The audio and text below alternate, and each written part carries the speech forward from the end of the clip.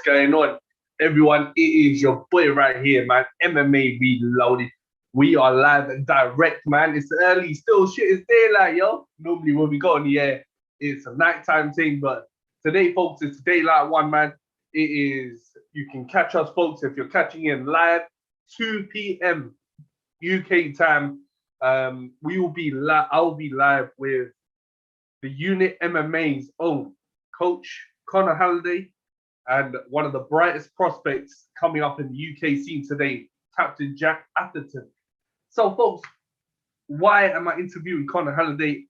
Why am I interviewing Jack Atherton? Well, Almighty Fighting Championships, folks, which is a great regional promotion for young fighters like Jack to showcase their talents as an amateur, is they are coming back, folks, August the 7th, and Captain Jack Atherton will be competing 3-3 as an amateur.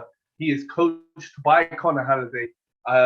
But, you know, all in all, it's very personal to me because myself and Connor have a pretty, we have a good friendship. You know, we're friends outside the octagon, outside the cage. So it's a very, you know, it's been a long time coming. I've been wanting to have him on the show for a while.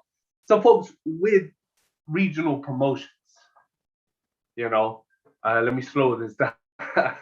So, with regional promotions, folks, what you're essentially bringing is you have an area, you have a state, you have a province, yeah, either in the United States where you have Cage Fury, Legacy, you know, you have Titan, you know, Mexico, you have Lux FC, you have Lux Championships, you got, you know, for all of the Americas, you got Combate, and then for, you know, in the UK, you have Cage Steel, you have Almighty Fighting Championships, you have Cage Warriors, you have Clan Wars, you have UKFC MMA, you know, you have Cage Warriors, which is the pinnacle here in the UK.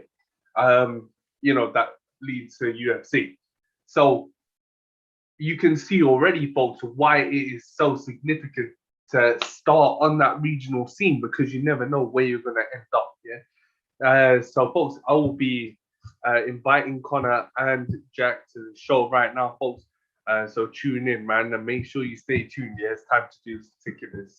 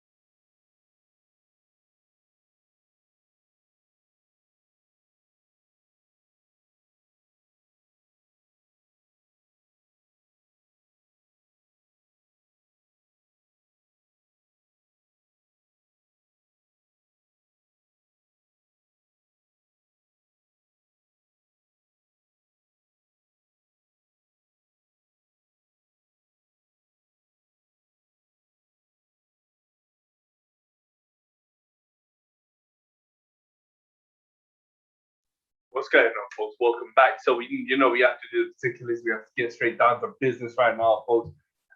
We are live and direct for episode 31 of On the Mic MMA Reloaded. So, folks, you know, if you've been familiar with MMA Reloaded on the mic, folks, you'll see it's all about the young, up and coming natural talents, man.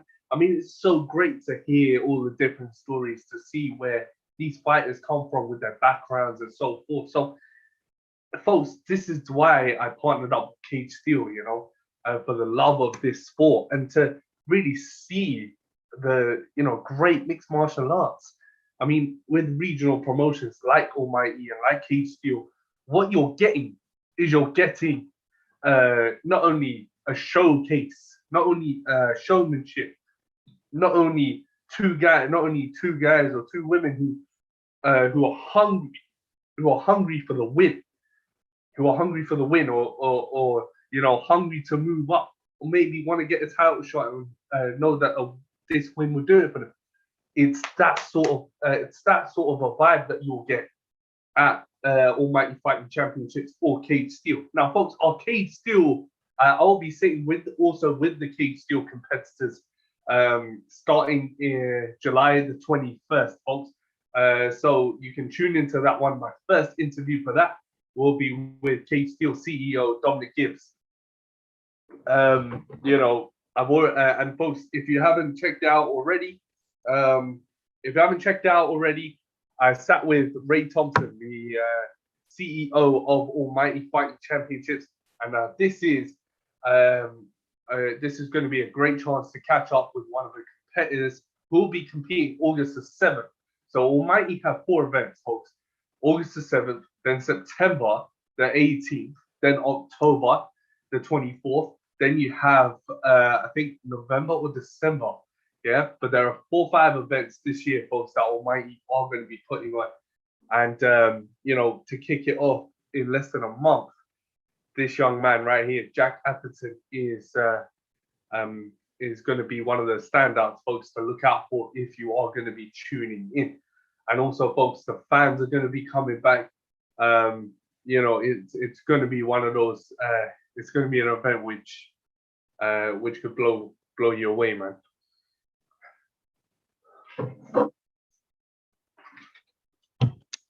So, folks, I'm expecting Connor and Jack to join me in just less than 5 minutes.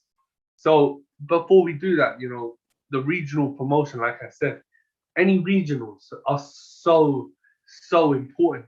They are sort of like it's like the pinnacle, if you will, of mixed martial arts, and what you're really getting as a regional competitor is cage time. You're learning, you're getting the opportunity. You know what I'm saying? And I guess it's beneficial for that fighter. You know what I'm saying? So, folks, Connor's there. Connor and Jack are ready. So let's go.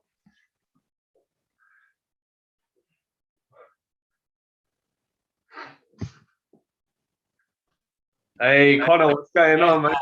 You all right, lad? Yeah, I'm all right, man. How you doing? Yeah, we're good. Yo, Captain Jack, what's going on, man? All right. Can you hear us properly? Yeah, man. Yeah, how you guys doing? You all right? Yeah, good. I've been better. And I've got 2 arms, but yeah. I know, I can see, man. You got your shoulder sliced open. How's the shoulder feeling, man? Today, pretty painful. Oh, it's all right. I've got 2 pins in the front, and then the whole joint's been tightened up because it was loose as fuck for years, wasn't it? Yeah. So, wow. Yeah. It had to be done. Bro, that surgery must have been delayed for a hot minute. I ended up having to just go private. And pay it myself. So that must have cost you a pretty penny, man. Oh, it did. It did. That's why I make him fight. He's gonna make some money for me. No, but that's how you got Captain Jack. Or Jack, how you doing, man? Yeah, I'm good, mate. Yeah. Thank you guys so much, man, for coming on the show, man. You know what I'm saying? I mean, we're less than a month out now, man. And August the 7th is how Almighty are kicking it off. And Jack, you're gonna be on that show, bro. And first of all, man, how for Captain Jack Atherton, bro, how did you start in martial arts and combat sports, bro? I was about 14 years old, and to be fair, I got I was young, I think I was in like year 8 at school, and some people were obviously older starting, so obviously a bit upset at home, so I came down to the gym, wanted to learn how to defend myself, really. Yeah, and that's how it started. It just carried on from there. So, that's one of them things, boys. That if you grow up in that sort of a background, right? and you grow up around assholes, and it's like you know what I'm saying. You want to learn how to learn how to defend yourself, man. Yeah, of course. So, what led to you? What led to you then thinking, okay, cool. I learned how to defend myself with this. Yeah. So now I want to compete and I want to see what's up. What led you to make that decision, man? To be fair, I think it was mostly like in moment, like, oh, we've got an inter club. Do you want to try it out? And then it just really took off from there. Like, what were it? 4 months, my first fight. Started in May 2018. Yeah. First proper fight with December, so like 6 months. Yeah. But you had an interclub or 2 before that, didn't you? Yeah. And just for the record, he's not actually this tall. He's on a stool. Yeah, he's not a giant. But yeah, no, maybe 6 months of training. He started when we had a beginners course at the gym. We were like this close to closing. You know what I mean? It was bad times. We had this beginners course. He turned up to it and then he's just fucking smashed it since. Yeah, I mean, showed natural talent more than anything, and hard work. Which, as you know, that's what you need. You need hard work. So that's all it takes, man. That's all it takes. I mean, Jack, bro, even this young, yeah, and you already have that mentality, bro. That's all it takes, bro, is commitment and dedication. And what I see every time I speak to these guys, yeah, and I fucking talk to them about commitment and dedication in this sport. And some of them just, as they get older and they get a bit more, notable, that, all that commitment and dedication just goes out right out the window, bro. So, how important is that for you, man, in your opinion, Jack, is that commitment and to dedicate to yourself to this sport, bro? Yeah. To be fair, I think at the end of the day, it's the people that work hard, like, and who stay in the sport. Like, do you know what I mean? Like, the people who put in the effort, the hard work, are the ones who make it. And, you've got to be prepared if you want to be at top. Because 6 months into your training and you start competing, what mentally, how are you feeling, bro? Because obviously physically you must have been tip top, right? But mentally, how was it? I was very raw, like, didn't really have a clue what I was doing. I knew how to shoot a double leg. That's it. Yeah. So mentally, I was a bit not really know what to expect, and it's just stuff like that. And being in that environment at the start, it was just all new to me. But obviously, I got the first win, and then it took off from there. I loved it. Man, I can see that, bro. The enthusiasm, the smile on your face, man. That's what it's all about. You know what I'm saying? And Connor, bro, I don't want to. I know this is about Captain Jack, bro, but for you, man, you were a fighter. Now you're a coach, yeah, bro. And of course, your brother's a fighter. Your dad's a fighter, bro. What was that a big influence to you, bro, to start martial arts and combat sports in the first place? What, the family? Yeah. Yeah, well, the thing is, we kind of all just did it. Like, none of us were forced into it. We kind of just did it. So then when it came to time to taking the gym over, which was around the time that Jack started, it just felt natural, to be fair. I've never needed to be motivated to do it. I've never needed to, have external factors to want to do it. And then when obviously like Jack and the rest of them all started competing, just made my life easier, because you can just turn up, know that they're going to put in the effort, and enjoy it. And I think that's been my main thing, is making sure that the people that do come, the people that do train, the people that do compete, love what they do. Because what's the point in doing it if you don't? You know what I mean? You've got to love it. You've got to hate it to love it, but you've got to love it to enjoy it. You know what I mean? So it's a bit. The inspiration from the family definitely helps, and obviously we like to carry it on through the gym. Everyone knows who's who, and they know when my dad's here. They know they're in for a treat. It's just trying to like pass it through now with everybody. You know what I mean? Get everyone on that same mentality, and if everyone had the same drive that he has, then everyone could make it. It'd be sound. It's good to have someone with their head screwed on so young. And I'm gonna ask both of you this question, yeah. But from a fighter's point of view, Jack, to have a gym environment, bro, where it is such a tight knit group, yeah, and the fact that you can sort of focus, it's not too crowded. You don't have billions of guys coming through. You can really focus in those small groups, like on your task and on your upcoming fight. You get that attention. You know what I'm saying?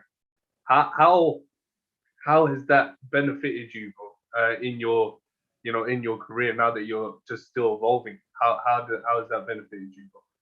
Yeah, it brings you on a lot more. Like you say, if you've got a lot of people in a gym, it's not really a one-to-one, but you can get more like knowledge from that other person, your coach. Where it is if someone's spitting it out loud, you can't really take in what they're actually saying, It's just things like that. Like you're gonna be an high level sooner, aren't you? Quicker. Very often. Yeah, right.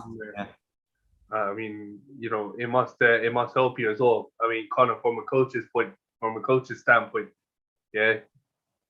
All right, cool. You're not. All right, cool. You like you said, you got this tight group, yeah. As a coach, bro, how does that sort of impact your approach to coaching? Do you sort of change your approach or mix it up with everyone, or do you sort of have the same attitude and approach to everyone? I think I like to make sure that everyone just works hard as a base. Like everyone needs to make sure they're working hard. I don't like people that slack.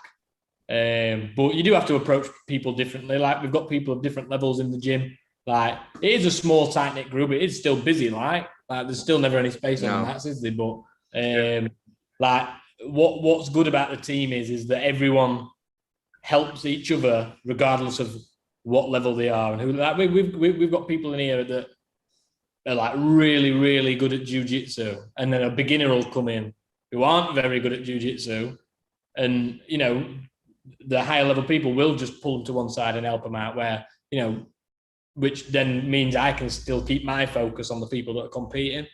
I don't like to make it different for every single person, but everyone learns differently. Yeah, I mean, like I can just tell him anything and he'll just soak it up, so it's fine. He's like a sponge. But then there's other people where you have to, demonstrate everything technique by technique and go over it slowly. So yeah, it's nice having the tight knit group because everyone just helps each other. We ended up competing not last week, the weekend before, at Top Secret Interclub. We kept on low. Fight club thing, yeah. Fight club, yeah. But we ended up. We've got so many teenagers. We have like 25 teenagers every class now, and a few of them competed. And what happened was, like they all speak to each other in the gym. I don't expect them all to be mates, like best mates. You know what I mean? Like I don't expect it. But what happened was, on that Sunday, they all became a team. Like they were all looking out for each other. Pat on the back, well done. Cornering each other, helping each other out, warming up and everything. And that's the vibe I like in the gym. And I feel like that's what we've finally got now, which I think is why everyone's like progression levels have just shot up now. So, yeah. I mean, even without your advice or without you even saying anything, they could use their own initiative and pass stuff on to each other, Like if like Jack's a great wrestler, bro, yeah. And so for a guy on the opposite who doesn't know very much about wrestling or how to shoot, yeah. Jack could pass that advice on. On the other side, he could probably advise Jack on something. You never know, man. It's like you said, it's a team environment, bro. That's how it's got to be. I don't like individuals. Like I get that it's an individual sport. You compete in the cage on your own, but you don't get there without your team. No. We've got a solid team now. Like we've got a new full-time MMA coach called Brett, who is from Danny Mitchell's gym. But then also we have Danny Mitchell coach the adults jiu-jitsu. So he's our head jiu-jitsu coach as well. So like honestly the gym levels have just shot up recently. It's been great. It's been really good. I think it makes a difference and all when a lot of people come and they come back every session. I think with coaches, I think they just make them feel so comfortable that they can just, do you know what I mean? They come back every time. I mean, if you're not comfortable, man, in the gym, and Jack, that's what I was saying to you about so I was asking you a question about the gym environment, and how it sort of benefited you, you know. Like for a lot of people, you know, it's easy to put on a tracksuit or a rash guard and come in the gym and stand on a mat. But when it's time to work, it's a whole different story, right? Like when I first started coming at, like I obviously didn't know anything, and when Andy used to come in and teach, I used to get beasted, but I never felt like, I don't like that, I'm not coming back. Or I just always wanted to learn, and I think that's what most people come in. If they're coming in here, I think you're gonna want to learn, aren't you? So they're gonna want to come back and do well. Definitely, man. And Connor, bro, you know who the dedicated ones are, then, bro. Yeah, because you teach one, yeah, you give them hell, and then the next day you'll see who comes back and who don't. You know what I mean? Yeah, man. Do you know what is? You know when you find out who is dedicated? When England playing in the semi-finals of the European Championship. That's when you find out who's dedicated. If I hear it's coming home one more time, I'm kicking someone in the nuts, bro. Even though I'm British, innit? Yeah.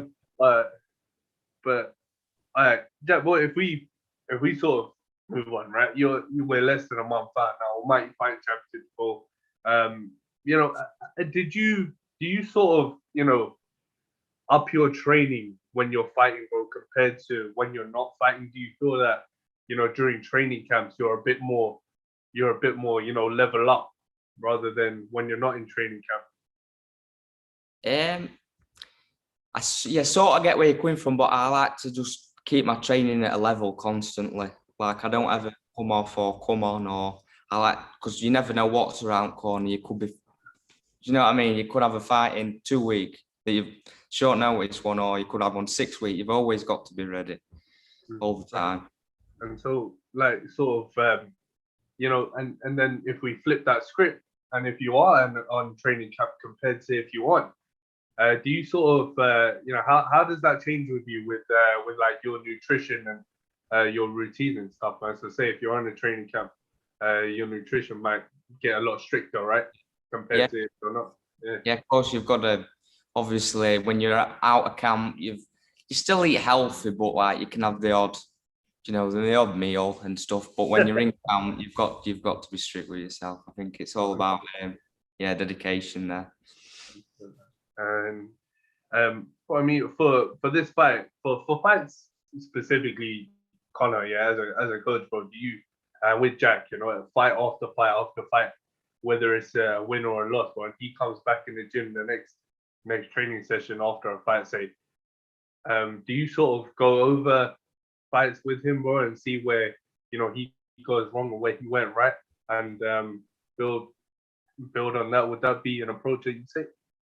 Yeah, we do that every fight. We do that with everyone, to be fair. If you've, like I said about that interclub last week, the first session, so we did that on the Sunday, literally the session after, our Monday sessions of kickboxing. And the one thing I noticed people were doing were like, they were going in, doing their attacks, coming out and dropping their hands, and that's when they were getting hit. So we did a session on moving out with your hands up, you know what I mean? Stuff like that. So every time he has had a fight, and whenever any of them have had a fight, that's what we go over. And I feel like that's what you've got to go over, because it's fresh. It's fresh in your brain, you know what I mean? And, you know, every time he has had a fight, other than the one knockout loss, he's been in the gym the next day. You know what I mean? And I feel like, don't get me wrong, if you want a week off after a fight, have a week off. That's absolutely fine by me, you know what I mean? Go for it. But to turn back up and, you know, just literally the next day and be like, right, what we're doing now, it's perfect. It is perfect. It's good. But you also know when to rest as well, don't you? So that's good. So that's good. He's quite what's the word? Switched on for a 17-year-old. So knows when to rest, knows when to train. So it's good. Yeah, man. I mean, do you Jack, well, as a fighter, do you you know, and still, you know, as an amateur, and only 6-7 fights in your career, do you feel now that you know, when you do come into train for training camps, bro, that it's beneficial to mix up a routine, or is it sort of beneficial to keep it flowing the way you would normally? I mean, because some people do mix it up. Sorry, man. So some people do mix it up because different opponent. He might be more experienced than you, and you might want to work on something different. Or if it's a guy on your level, then Connor might have a different plan for you. Would that be something that you guys do, or do you sort of keep it sort of on a level? Yeah, to be fair, every session is different. Like, we don't ever go through the same thing over and over again, but it's good to mix it up. But and then again, opponents, like, you could have a striker and obviously you'd focus more on the wrestling or the jiu-jitsu, or you could have a wrestler that you want to keep on the standing. But yeah, you definitely have to mix it up with each opponent you take, because no one's different and every fight is different. So yeah, you just work to your advantages over the opponent, I guess. Yeah, the way we train as well, we have back in the day when, like I said, when he first came in, we were like this close to shutting. It was because there was no structure. So that's what we've put in place now. There is structure. We know what we're doing each day. They know when they're coming up on a Monday, they're doing kickboxing. They know if they're coming on Tuesday, they're doing conditioning. They know if they're coming on Wednesday, they're doing grappling, blah, blah, blah. Which obviously then puts it into place and they know what's coming. But yeah, I think you're right in what you're saying. Like, we don't just think, all right, we're just going to do this for this fight. We're going to focus on everything. Yeah. And then, figure it out when you get in there. Because to be fair, we don't know much about the kid he's fighting. Like, he's had one B class fight or C class fight, whatever it was.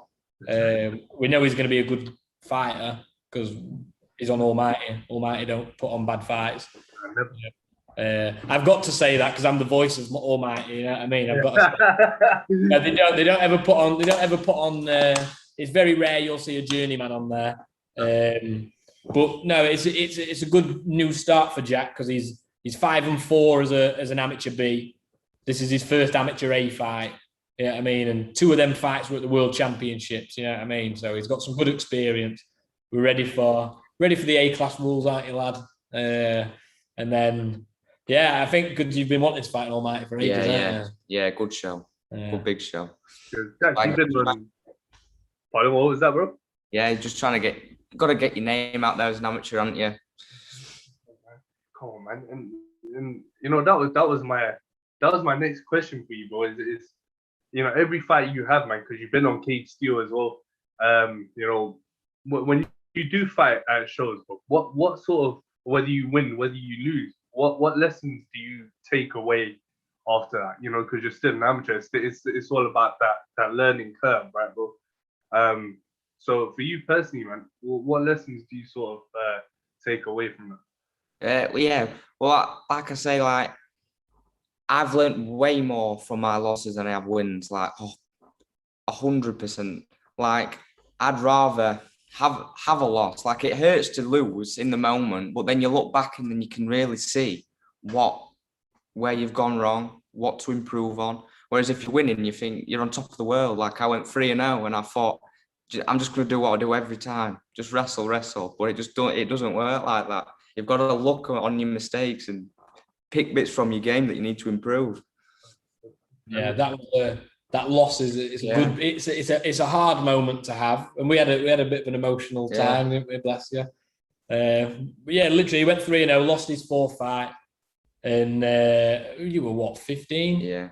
15 years old. 15. And so he went 3-0, lost his 4th fight. And then, we had everyone left the changing room. And I just looked at him. I was like, Jack, if you need to cry, just cry, mate. It's fine. It's not a problem. I got upset about it. And then literally 2 days later, we were back at the gym working on what we needed to work on. Yeah, I mean, that's how it's got to be. And I think he was right in what he said, that you need to have that loss. And like, even this next fight, if he goes out and he loses. It doesn't matter. Yeah. He's an amateur. He's 17 years old. You know what I mean? Like, obviously we want him to win and we think he's going to win. Like, we're not going. No one goes in with a losing mindset. No. But to go in and just get that experience, I've already said. I say to them all, every single one of them that fight, I'm like, I'd rather you go in, get some cage time, some experience, do 3 rounds rather than, like, one of his best wins were a 48-second armbar. Yeah. But then when you leave, you're like, I didn't really. Yeah, you need that cage time, don't you, as an amateur? Yeah. So yeah, we're looking forward to it. It should be a good fight. To be fair, this kid looks like a good fighter, so should be fun. I mean, what is it? is that like because Jack started so early, yeah, 15, 14, yeah, bro, whatever you started at, you know, and now in this modern era, bro, does that make it, you know, sort of better for him to come in at this time because, you know, he can grasp everything, yeah, like, as a fighter, bro, you can grasp everything, you know, you're not just disciplined in 1, 2, 3 individual disciplines, you're, you know, putting it all together, you know what I'm saying? Well, when he started, the course he started in was an MMA course. You know what I mean? So all he's ever learned is MMA.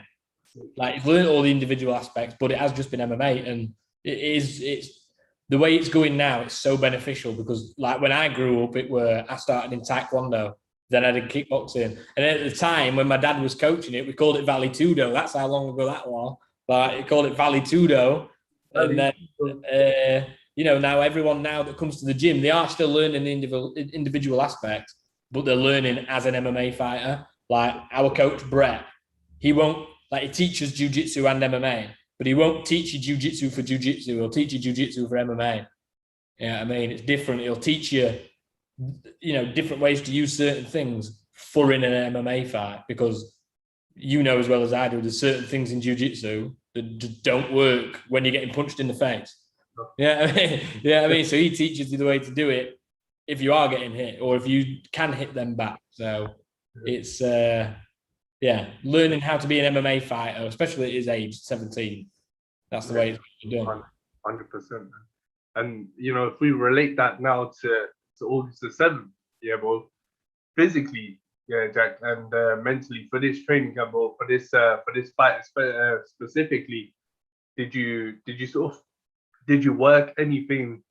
Did you work on anything specifically more than others, or has it been so far? You know, we're still quite early out the door, man. But is it, you know, so far have you just gone by your normal routine, bro, and sort of later on you'll we've lost you, work on something specific?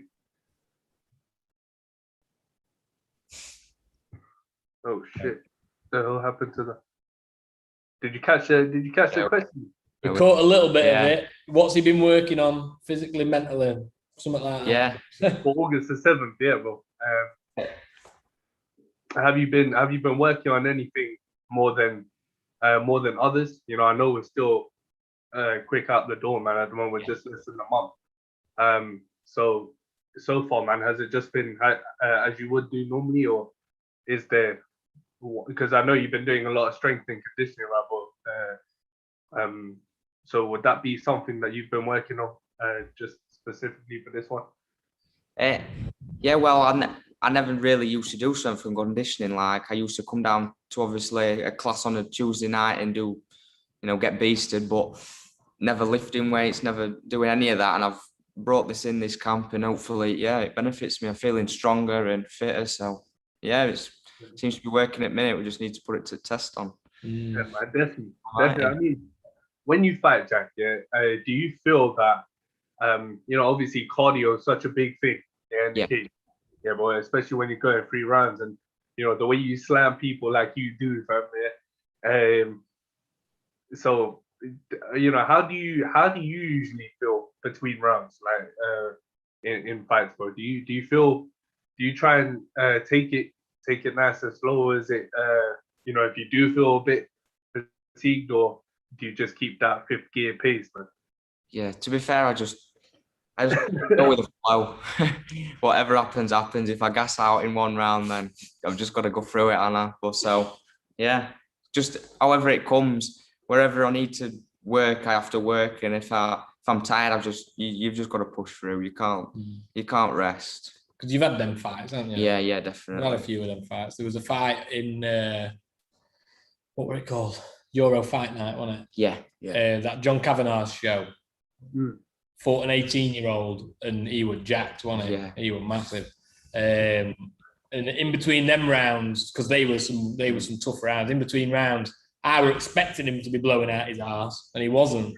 And then there's other fights where I wasn't expecting him to be blowing out his arse, and he was blowing out his arse. But we've nailed it down in between rounds anyway. To be fair, we know how to calm him down. We know how to, you know, bring everything nice and calm. I don't like to shout too much. No. I mean, there's been a couple of fights where I'll slap him in the face before he walks into the cage, get him rattled up and that. But in between rounds, it's all about just giving him the right information. You know what I mean? If you there's a lot of coaches that just overload you and just throw loads of words in your face, whereas I'll give him a bottle of water and say, chill out, take some water. You need to do this, you need to do that, and then then the next round comes. So yeah, he's usually all right in between rounds. Sometimes you need to kick up the arse, but who doesn't? Who doesn't, man? Shit, I mean, even the pros, man. Yeah, guys need to kick up the arse, man. I mean, the way it's all about on the stool, Connor. What you getting? That 30 seconds to a minute on the stool, right? Yeah. I don't even give them the stool. They don't have the choice. They have to stand up. You don't have no stool. That's even better. I don't allow stools. I don't like them. Nah, no stools. No stools. Fuck the stool. That might be my next T-shirt for his fight. Fuck the stool. I'll make it for you if you want. So Connor, bro, for you, bro, as a coach, like you said, you don't shout too much. You give him the water. You give him a bottle of water. He calms down, right? But do you, when you are cornering someone and when you are, between rounds and you rushed in with the ice, the water, the whole joint, do you sort of look at the fighter and say, all right, cool. When he comes back here after the round, I'm going to tell him that, this and this. Do you throw words in the face though? Like, it depends on who it is and what they've been doing. If they've had a really shit round, I'll shout at him, like, I mean, I'll tell him what's what. But we've never really been in that situation. We've kind of nailed it now with the fighters we've got, where like I don't need to shout at them. I don't need to overload them with things. Like we've got a fighter called Macy. She's 13, absolute savage, isn't she? I think I've seen her on your Instagram. Mate. And she's I've trained her since she was like 5, and it's got to the point now where it's kind of like I don't really need to say much. I don't even need to finish a sentence. I can just say half words, and she'll be like, "Yeah, I'll do that. This is what I need to do." So, like with Jack and the other fighters, that's where we're kind of at now. I don't really need to. And what I'll do in the corner, I'll watch what Jack's doing, but I'll mainly be watching what the other guy's doing to be like, right, look, he's dropping his hand when he's coming in, or he's level changing every time and stuff like that. Because I think it's important as a coach. You need to see. It's all right telling him that what he needs to do, but if the other guy's coming out, winging shots, I need to tell him that he's coming out winging shots. You know what I mean? So I like to watch the other guy, and I think we're at a show at the end of July. We've got 2 shows at the end of July, and it'll be the first time our coach Brett will be cornering with me. And we've said between us that I'll watch the fighter, he'll watch the opponent, or the other way around. You know what I mean? So we're gonna have a good little system in place. It'll be good. It's a wicked system to have, man. The thing is, stuff like that people overlook. If you watch Greg Jackson and Mike Winklejohn in a corner, you don't understand a word they're saying. It's that coded shit, that coded language, isn't it? Yeah, it'll be like, right, do a banana 32 or something, and it'll go out and do a banana 32, and you don't got a clue what that is. Sounds like a fucking SWAT team, man.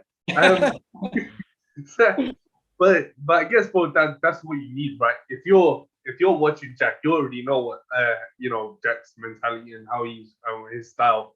But watching the other guy, that's key. Yeah. Because when we're in interclubs and grappling competitions and stuff like that, I don't even shout anything to them when they're grappling. I'll be like, do the opposite of what the other coach says. You know what I mean? If you can hear their coach shouting, do this, just do the opposite. I don't need to shout anything to you. You'll be fine. That's one thing, that I don't understand. Is that, you can hear your coach, but at the same time, you can hear the other guy's coach too. Every time, I feel like it's a bit of a dad joke now because I do it every single time. Bro, you might as well.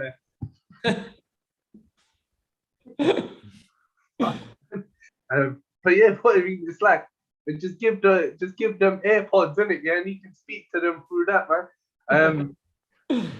But Jack, when you do compete at different shows, bro, and you do Euro Fight League or Tasty or whatever it might be, or Might EFC, do you sort of how are you mentally, man, when you do travel to different shows? Do you sort is it a different vibe when you go to these different places to fight, or do you try to keep it as calm as possible?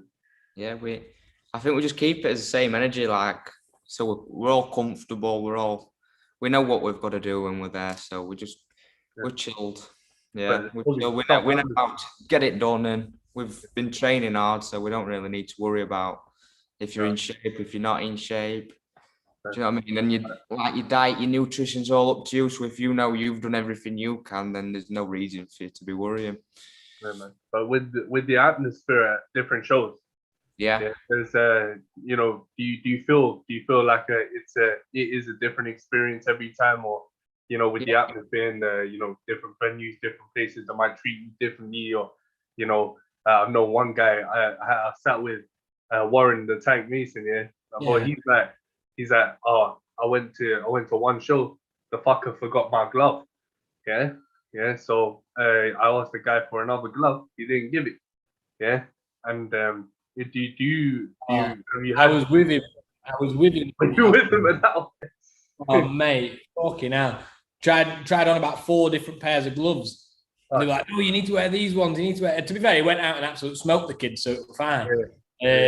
But Warren and Jack are like the polar opposites when it comes to fights. Warren, if you're in the back with Warren, you can see the emotion. You can see, his brain ticking. Very emotional guy. Yeah, he is. He wears it all on his sleeve, and I love that he's like that. That's perfect. But Jack is literally the complete opposite. He's just chilled. He's fine. There's been maybe once you were nervous, weren't it? And that was Sheffield Arena. But obviously it was Sheffield Arena, so But that's exactly my question, bro. Is that when you do go to these different shows, Jack, man, like you said, bro, you do try to stay cool and calm. You've done the work and put the work in. Yeah. So there's no point. Not unless not unless you're shitting yourself in between round 1 and 2, and Connor needs to bring a handful of nappies in there. But unless that happens, there's no reason to be nerve-wracking. I don't think, like, when people say, I'm scared of fighting and everything, that if you've prepared right, there's no reason why you should be. I think that's mental. That you've got it all in your head. I think if you know you haven't prepared properly, you're not going to perform properly. So.